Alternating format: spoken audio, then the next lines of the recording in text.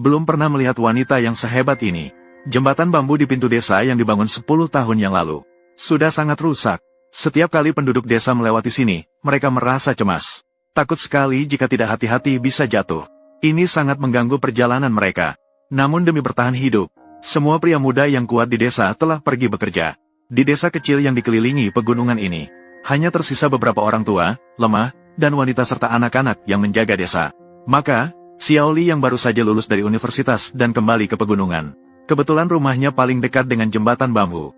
Dengan sukarela, ia mengambil beban ini. Bersiap untuk membongkar jembatan bambu yang sudah rusak itu sendirian. Di atas dasar yang sudah ada ini, membangun kembali jembatan yang kokoh dan kuat, untuk memberikan jaminan bagi perjalanan semua orang. Membangun sebuah jembatan tidak semudah itu. Hanya untuk merobohkan jembatan tua ini, dia menghabiskan beberapa hari dan banyak tenaga. Untungnya, dia juga gigih bertahan. Karena tempat ini terletak di desa kecil yang terpencil, transportasi sangat tidak nyaman.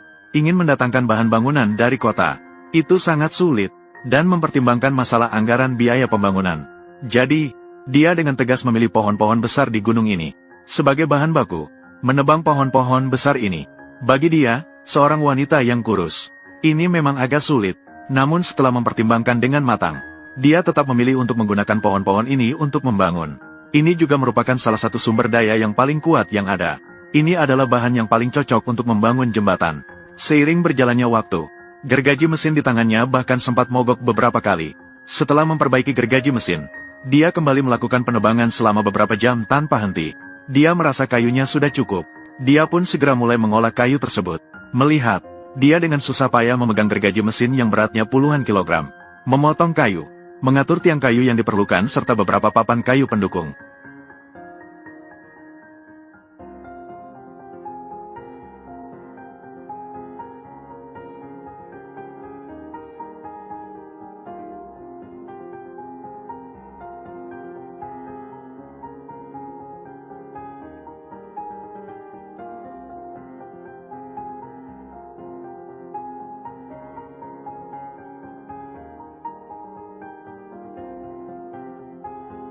Begitu terus saja dia memotong. Akhirnya menjelang sore, dia menyelesaikan semua bahan kayu yang diperlukan. Dengan kayu yang rata ini dalam proyek ini, hanya saja baru menyelesaikan langkah pertama. Tiang kayu ini sebagai pondasi jembatan, masih perlu melalui proses penyelesaian yang lebih halus. Mengatur lubang dan kepala sambungan yang diperlukan. Terlihat dia pertama-tama menggunakan gergaji mesin sesuai dengan garis yang digambar. Memotong untuk membuat celah. Dan berdasarkan celah-celah ini, dia kemudian menggunakan pahat untuk perlahan-lahan membuat lubang sambungan. Ini dengan alat yang terbatas. Beban kerja jelas sangat besar. Untungnya, dia sudah hidup di pedesaan sejak kecil. Dia juga sudah terbiasa dengan pekerjaan fisik ini. Dia telah mengembangkan sifat yang gigih. Melihat keterampilan yang mahir ini, saya sudah tahu wanita ini pasti tidak sederhana. Bagi orang biasa, pekerjaan yang tampaknya memahat ini sebenarnya tidak semudah itu. Tanpa latihan keras selama 1,5 tahun, sangat sulit untuk melakukan ini dengan begitu lancar. Keterampilan pertukangan kayu yang luar biasa, pada saat ini ditunjukkan olehnya dengan sangat jelas. Setelah semua tenon dan mortise diproses keluar, dia kemudian menggunakan mesin pengukir untuk merapikan tiang kayu, menghasilkan tampilan yang halus dan rata. Dan selanjutnya adalah bagian tersulit dari pekerjaan ini. Dia mulai dengan mengukur menggunakan pita pengukur, menentukan jarak yang kira-kira, kemudian mulai melakukan penggalian. Pertama-tama harus menggali lubang dalam untuk menempatkan tiang kayu. Kemudian memasukkan tiang kayu yang telah diproses ini. Satu persatu dimasukkan ke dalamnya. Dihubungkan dengan tanggam dan duri.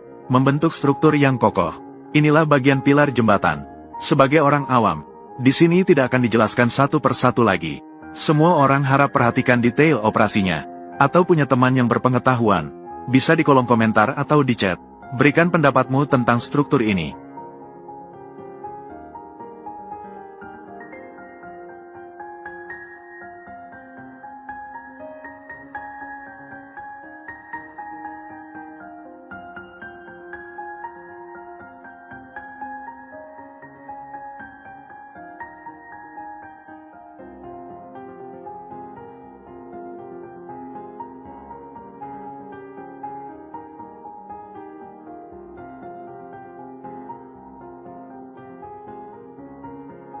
Setelah menyelesaikan pemasangan 3 kelompok pilar utama, selanjutnya, kita akan mulai membangun permukaan jembatan.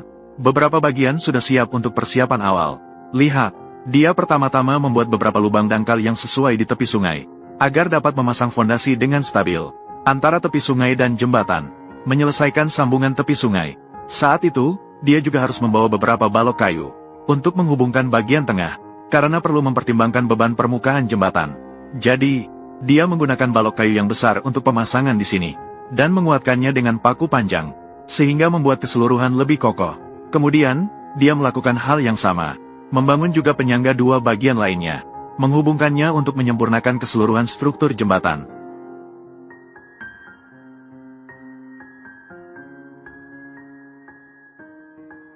Dengan pembangunan yang terus-menerus darinya, akhirnya, sebelum gelap, menyelesaikan bagian ini.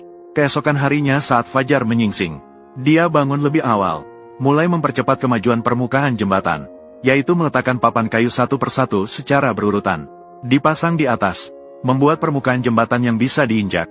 Bagian ini relatif lebih mudah, hanya perlu menempatkan papan kayu secara teratur, dan menggunakan penyangga panjang untuk mengamankannya. Jadi dengan cepat permukaan jembatan yang bisa diinjak selesai dipasang. Kemudian menggunakan gergaji mesin, memotong bagian yang tidak rapi di kedua sisi, agar terlihat rapi dan memudahkan operasi selanjutnya. Setelah itu membawa beberapa batang kayu bulat yang panjang. Dia berencana menggunakannya untuk menambahkan pagar di kedua sisi permukaan jembatan. Dengan cara ini saat melintasi jembatan, dapat meningkatkan jaminan keamanan. Untuk menyelesaikan proyek besar ini, dia sudah bekerja terus-menerus selama lebih dari 10 jam. Memang sangat melelahkan. Percaya Anda bisa melihat sampai sini.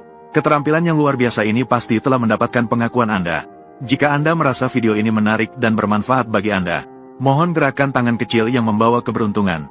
Tekan hati kecil berwarna merah. Terima kasih banyak atas dukungannya.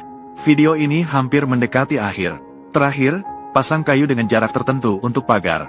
Ini untuk menyempurnakan struktur seluruh jembatan. Dengan ini, sebuah jembatan yang dibangun tanpa alat. Jembatan kayu yang kokoh melintasi dua tepi kini terlihat.